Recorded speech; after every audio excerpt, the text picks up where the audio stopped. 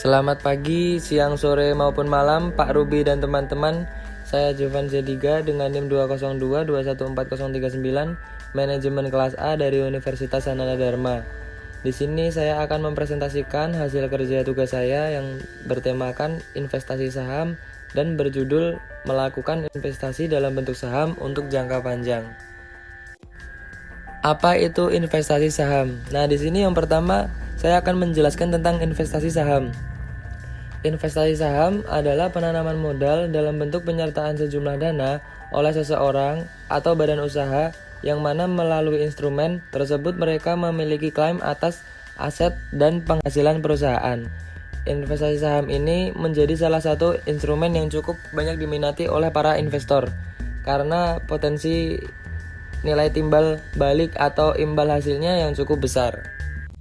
Selanjutnya yaitu cara kerja investasi saham. Bagi pemula yang baru belajar sebuah investasi, salah satu kelemahan investasi saham adalah risiko yang tergolong cukup tinggi. Hal ini selaras dengan besarnya potensi keuntungan jika bisnis berjalan dengan baik.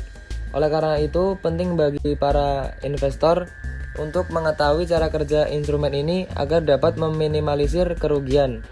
Nah, di sini saya mengambil contoh kecil berinvestasi. Nah, ketika kita berinvestasi, maka kita juga pemilik dari sebagian perusahaan tersebut. Misalnya terdapat 10.000 saham terbuka untuk publik. Jika kita memiliki 1.000 saham tersebut, maka kita merupakan pemilik 10% saham dari perusahaan tersebut. Setelah itu, dana yang kita tanamkan akan digunakan oleh perusahaan untuk mengelola bisnis, dan dari sinilah sumber profit bagi para investor. Keuntungan yang kita dapat dari investasi saham ini berupa capital gain dan dividen. Nah, di sini capital gain adalah keuntungan dari selisih harga jual dan beli saham akibat fluktuasi pasar. Dan dividen sendiri merupakan pembagian laba sesuai kuantitas kepemilikan saham. Keduanya memiliki nominal yang selalu naik turun, tergantung keuangan perusahaan. Selanjutnya, tujuan investasi saham. Yang pertama, untuk mengembangkan aset karena modal yang kita setorkan akan dikelola perusahaan, sehingga memungkinkan untuk terus berkembang. Yang kedua, menyiapkan dana untuk tujuan tertentu di masa depan. Yang ketiga, mencari penghasilan jangka panjang. Yang keempat, modal pengembangan usaha. Selanjutnya yaitu investasi saham dapat dilakukan di berbagai aplikasi.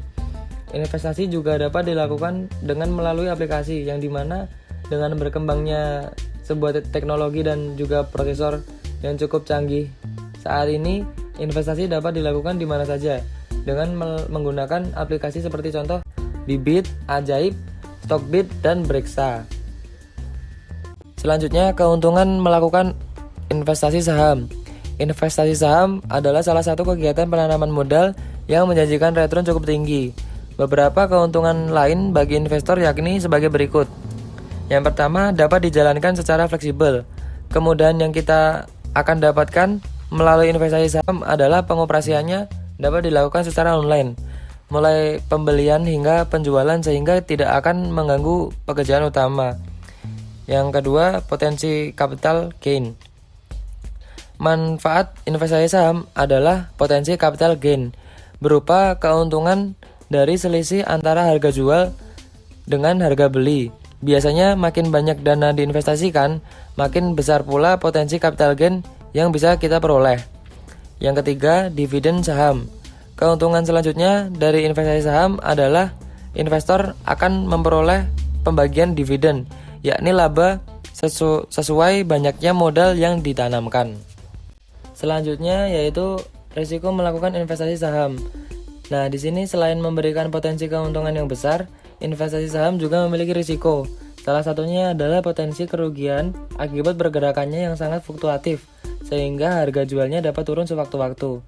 Risiko lainnya dari investasi saham akan muncul ketika perusahaan bangkrut menurut putusan pengadilan sehingga harus dilakukan pembubaran. Nah, saat itu pemegang saham biasanya hanya akan mendapatkan sisa harta perusahaan setelah semua kewajibannya dilunasi, kecuali apabila kita memegang predikat sebagai kreditur presiden.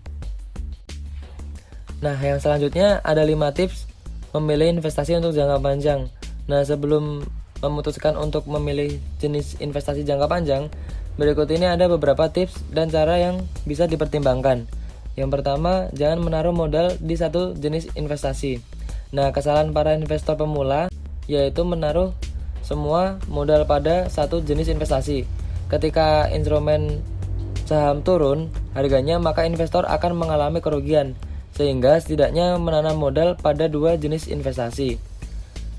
Yang kedua, kenali instrumennya. Nah, di sini pastikan sebelum masuk dunia tentang investasi, maka terlebih dahulu mempelajari cara kerjanya. Hal ini berguna agar nantinya mengetahui risiko yang akan didapatkan atau diambil. Yang ketiga, tidak mudah putus asa. Akan ada risiko ketika investasi jangka panjang, tetap dan tidak bisa dihilangkan.